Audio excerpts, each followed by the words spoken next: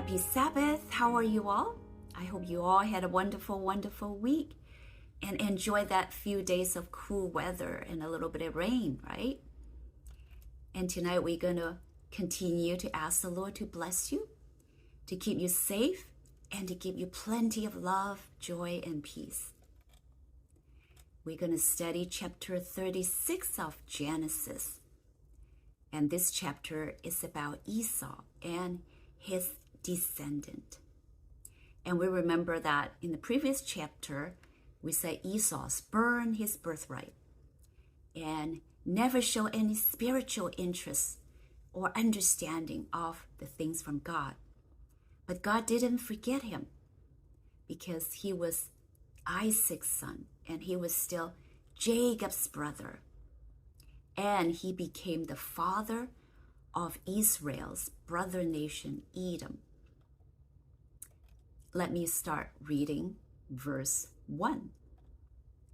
This is the account of the descendants of Esau, also known as Edom.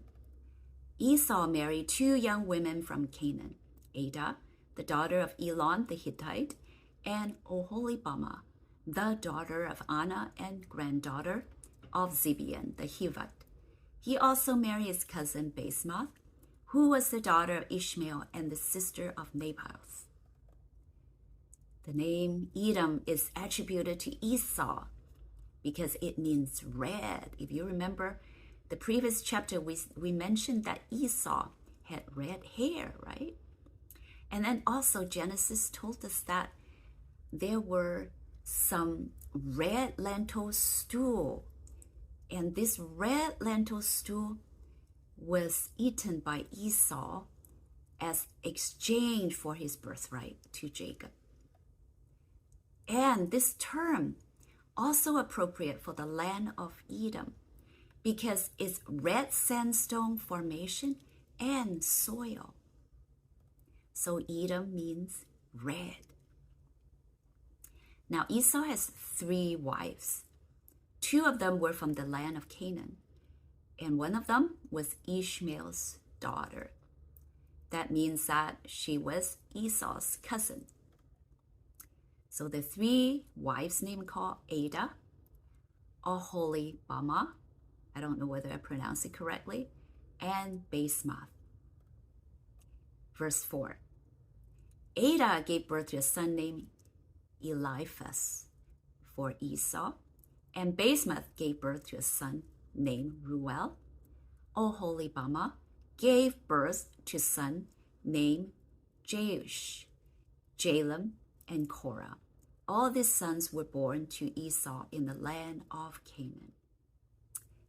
This genealogy focuses on Esau's wives and the children that were born in Canaan prior to his migration to Mount Seir. And if you recall, while Isaac and Rebekah were still alive, Esau married the Canaanite women and caused much heartache for his parents because they were pagans.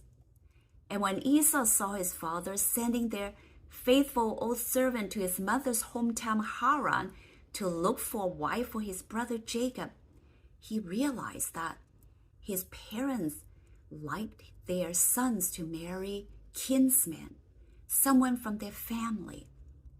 So then what did he do? He quickly married a relative, his cousin, Ishmael's daughter. He thought that would please his parents. So he married Basemath, his 3rd wife. In those days, they married relative because the population in this earth was relatively few compared to now. Let's move on to verse 6. Esau took his wives, his children, and his entire household, along with his livestock and cattle, all the wealth he had acquired in the land of Canaan, and moved away from his brother Jacob. There was not enough land to support them both because of all the livestock and possessions they had acquired. So Esau, also known as Edom, settled in the hill country of Seir. It looks like the brothers decided to live apart from each other for the reason similar to the separation of Abraham and Lot. The wealth of the two brothers became too great, and the land was not able to sustain both of them. So just like Lot parted from Abraham and went towards the plain of Jordan, Esau parted from Jacob and went to Seir. The heirs, which is Abraham, Jacob, remained in the promised land. And the other, Lot and Esau, moved eastward. The parting of ways was beneficial for both Jacob and Esau. In this chapter, the genealogy shows that Esau, with his descendants, flourished. It also tells us that Esau is, in fact, Edom. The repeated identification of Esau as Edom throughout the chapter prepares us for the future importance of Edom during Israel's later history. Let's read on. Verse 9. This is the account of Esau's descendants, the Edomites, who lived in the hill country of Seir. This verse is telling us that the following genealogy is after Esau had left Canaan and settled in Edom or Mount Seir, which is east of Arabah. Let's continue reading verse 10. These are the names of Esau's son, Eliphaz, the son of Esau's wife Adah, and Reuel, the son of Esau's wife Basemath. The descendants Eliphaz were Teman, Omar, Sephol, Gatam, and Kenaz. Timnah, the concubine of Esau's son Eliphaz, gave birth to a son named Amalek. And these are the descendants of Esau's wife Adah. Verse 13. The descendants of Reuel were Nahath, Zerah, Shemath, and Mizah. These are the descendants of Esau's wife Basemath. Well, here's a bunch of names, but it is telling you and I who are Esau's children and grandchildren through his wives Adah and Reuel. Let's read verse 14. Esau also had sons through Oholibamah, the daughter of Anah and granddaughter of Zibeon. Their names were Jeus, Jalam, and Korah. Let us look at the chart. It's much clearer. See, these are Esau's descendants. Esau has 3 wives, Adah, Basemath, Oholibamah. And then from them, like from Adah has the son called Eliphaz. Basemath had the son called Reuel. And Oholibamah has Jeus, Jalam, Korah. And then from Adah's son, there are 5 grandsons. And then 1 grandson by a concubine called Timnah. From Basemath, there are 4 grandsons. And from Oholibamah, it did not mention the grandchildren, only the 3 sons.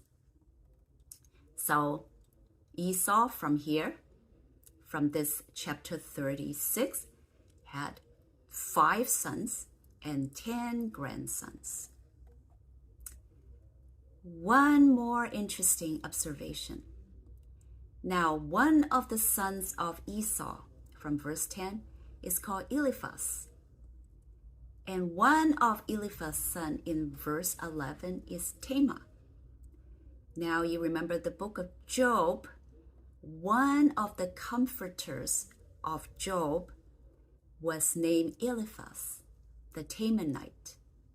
And so it is very possible that this Eliphaz that we have here, one of the sons of Esau, was in actuality one of the friends or one of the people who came to comfort Job.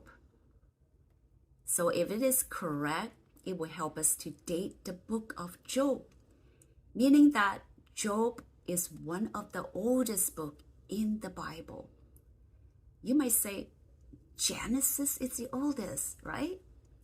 But Genesis was written by Moses, and Moses was born 400 or 500 years later. So the book of Job was kept intact, and it makes Job one of the oldest books in man's literature. Let's read verse 15.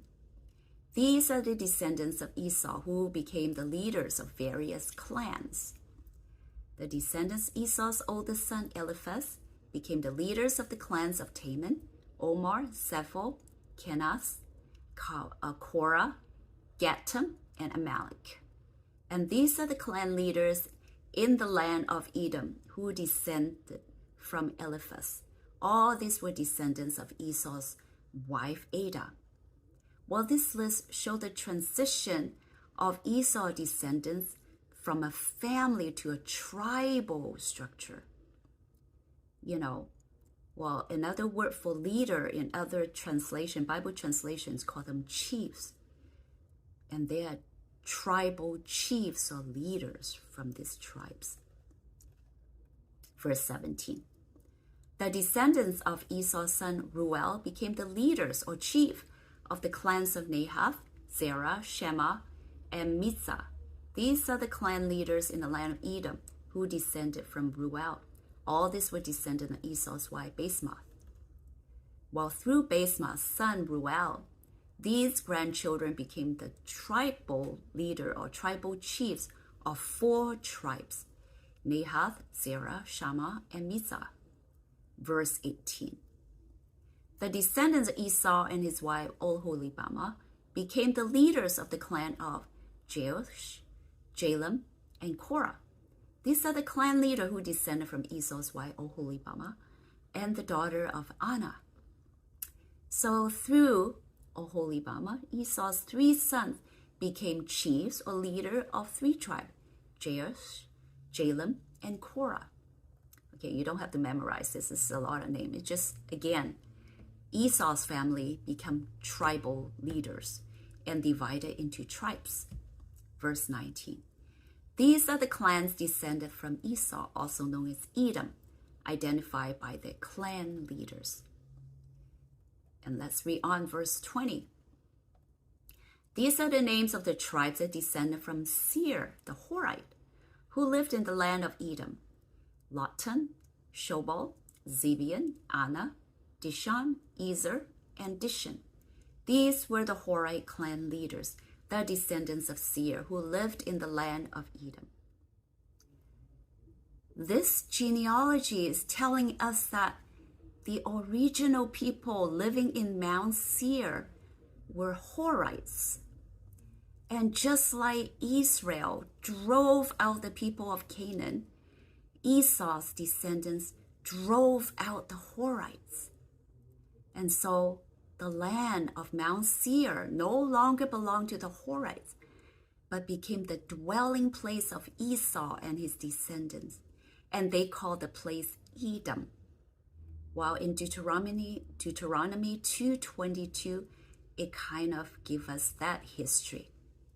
He had done the same for the descendants of Esau who live in Seir, for he had destroyed the Horites so they could settle there in their place. The descendants of Esau live there to this day.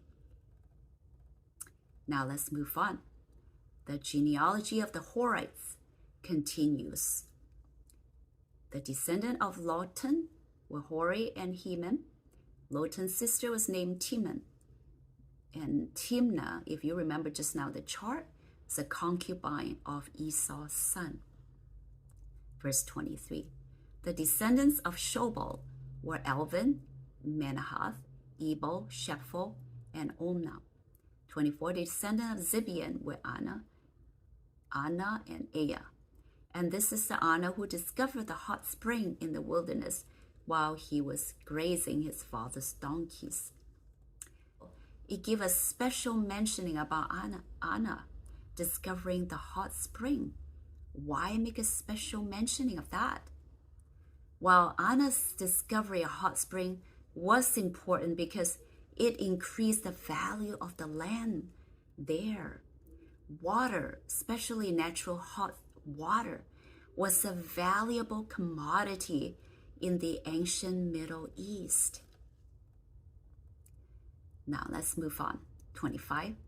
The descendants of Anna were his sons, Dishon and his daughter, Oholibamah. Can you see here that they mixed marriage? Oholibamah was Esau's wife. So Esau married Seir's descendant. 26. The descendant of Dishon were Hamdan, Ishban, Ithran, and Kiran. 27. The descendant of Isser were Bilhan, Zavon, and Akan. 28. The descendant of Dishon were Uz and Aran. 29. So these were the leaders of Horite clan: Lotan, Shobal, Zibeon, Anna, Dishon, Ezer, and Dishon. The Horite clans are named after the clan leaders who live in the land of Seir. Again, the above verses are giving us a bit of history of the land of Seir. It doesn't mean too much to us, but to the Jewish people, they recognize the names and the tribes. Now, in verse 31 to 39, we read about 8 kings that reigned in Edom before Israel has its first king. And according to Numbers 20, verse 14, that Edom had a king while Israel was still wandering in the wilderness. So is Edom much more advanced? Let's read on. Verse 31. These are the kings who ruled in the land of Edom before any king ruled over the Israelites. Bela, son of Beor, who ruled in Edom from his city of Dinhabah. 33. When Bela died, Jobab, son of Zerah from Bozrah, became king in his place.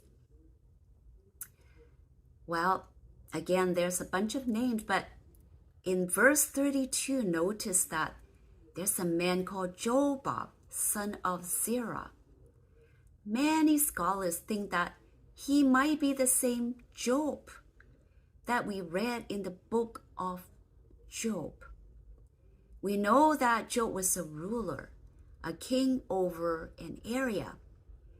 And of course, Eliphaz, we mentioned earlier, being one of his uncles, he became one of the comforters who came to visit him at the time that he was going through such personal loss and problems. So, if this theory is correct, then Job was living about the same time as Jacob and Esau. Now let's move on to verse 34. When Jobab died, Husham from the land of Temanites became king in his place. When Husham died, Hadad, son of Bedad, became king in his place and ruled from the city of Avith. He was the one who defeated the Midianites in the land of Moab. And when Hadad died, Samlah from the city of Masrekah became king in his place. When Samlah died, Shaul from the city of Ribahol on the river became king in his place. When Shaul died, Baal-Hanan, son of Akbor, became king in his place. When Baal-Hanan, son of Akbor, died, Hadad became king in his place and ruled from the city of Pau. His wife was Mehetabel, the daughter of Matred and granddaughter of Mizahab. Okay, we get through a lot of names. Now let's read on 43. And we read another list of chiefs, also trace a lineage back to Esau. These are the names of the leaders or chiefs of the clan descended from Esau, who lived in the places named for them: Timnah, Elva, Japheth, Aholibamah, Elah, Pinan, Kenaz, Taman, Mizah, Magdiel, and Eram. These are the leaders of the clan of Edom, listed according to the settlements in the land they occupy. They all descend from Esau, the ancestor of Edomites. Interesting here is that after giving a list of successive kings, we are not given a greater list of more kings. Instead, we are reminded of the chiefs or leaders of Esau, according to their clans and their dwelling places. The word for chief is different from the word for king in Hebrew, because these are very different roles. Apparently, each clan was loyal to their tribal chief as their ruler, and they remain an independent clan with their own autonomy. But each clan also submitted to the national king as the ruler of all the clans, thus uniting the clans in times of warfare or national crisis. Well, to explain it further, this is kind of similar to American form of government, which has 50 independent states who can each make their own decisions on a myriad of issues, but are united under the federal government, to whom they especially look during times of warfare or national crisis. So, we are done in this long, long list of names: chiefs and kings and rulers or leaders, and Esau's sons and grandchildren and wives. So, do we see God's character here in this chapter? Well, what I gather from this is God is fair. And we observe that, like the Bible says in Matthew 5, he sends sunshine to the just and the unjust. He sends rain to the just and the unjust. That means that he would even bless his enemy. He would bless those people who make decision to not follow him. So in this, we realize that he allows men and women to have choices, to have free will. Allow them to choose whether they want to engage in this divine human relationship. He allows them to make their own decisions and to reap their own consequences. So, is there a lesson for us to learn in this chapter? Well, we see here that Esau was a man of success by the world's standard, but he was a man who did not walk with God. Yes, he had a lot of success in maybe building a dynasty, but what use is that if he was an unholy man who did not repent before God and who despised spiritual things? So then you might ask, what happened to the Edomites? Are they still here today? Are they still in existence? Well, let me briefly summarize what happened to Esau's descendants, the Edomites, after Genesis 36. The Edomites prevented Israel's passage, as recorded in Numbers 20. Even though Moses promised no harm and even offered to pay whatever water the Israelites drank to them. And then another observation from 2 Samuel chapter 8, 13, 14, that David conquered Edom. And Edom was subjected to Israel during the reign of David and Solomon. And then after Solomon's death, Edom remained under the control of Judah until the time of Jehoshaphat.